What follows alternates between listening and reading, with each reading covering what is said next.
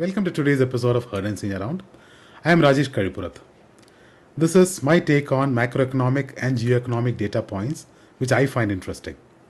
I hope you enjoy watching it as much as I enjoyed curating it. Cheers. Democracy is the worst form of government, except for all the others. Winston Churchill, political language, is designed to make lies sound truthful and murder respectable. George Orwell, those who cast the votes decide nothing. Those who count the votes decide everything. Joseph Stalin, bureaucracy is the art of making the possible impossible. Facts are stubborn things, but statistics are pliable.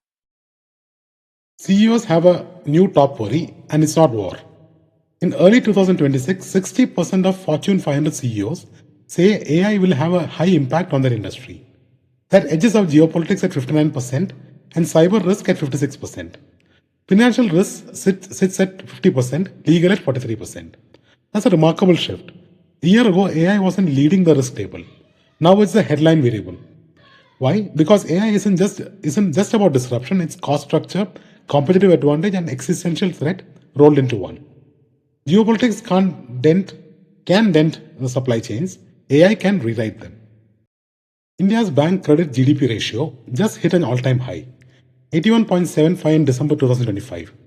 Transition banks are lending more aggressively related to deposits than ever before. And what's driving this? Personal loans. Since 2014-15, the share of personal credit in total bank lending has climbed sharply, led by housing and the broad other personal loans bucket. Credit cards, vehicles, and gold loans add fuel.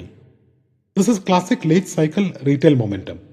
Households stepping in as corporates deliver. The risk deposit growth hasn't kept pace. Safe Super Intel, $5 billion valuation, 10 employees. That's $500 million per head. Somewhere traditional HR departments just fainted. This list shows the new AI math. Companies like Midjourney, Cognition, Perplexity, billion-dollar valuations with teams smaller than a mid-sized consulting project. What changed? Software scales. AI scales faster. Infra is rented, distribution is digital, and marginal cost approaches zero.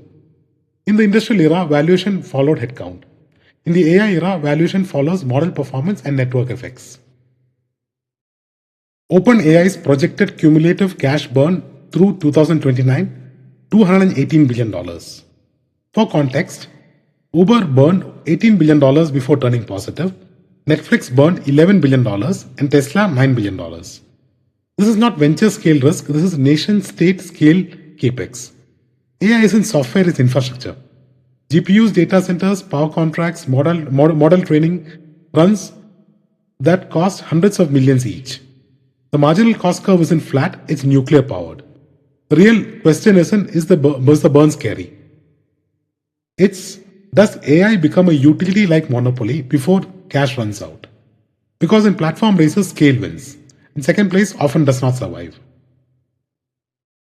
Berkshire Hathaway is sitting on a record $382 billion in cash and T-bills. That's not dry powder, that's a fire hydrant. At current valuations, that pile could theoretically buy 480 companies in the S&P 500.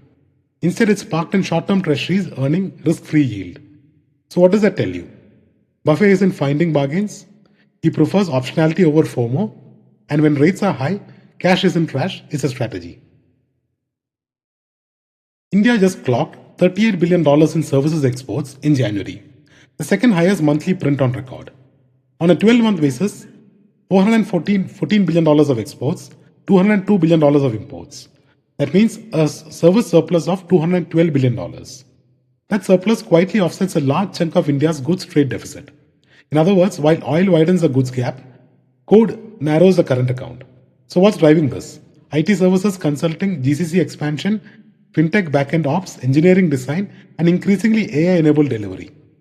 The global slowdown hasn't crushed services demand. It's shifted it towards efficiency and outsourcing.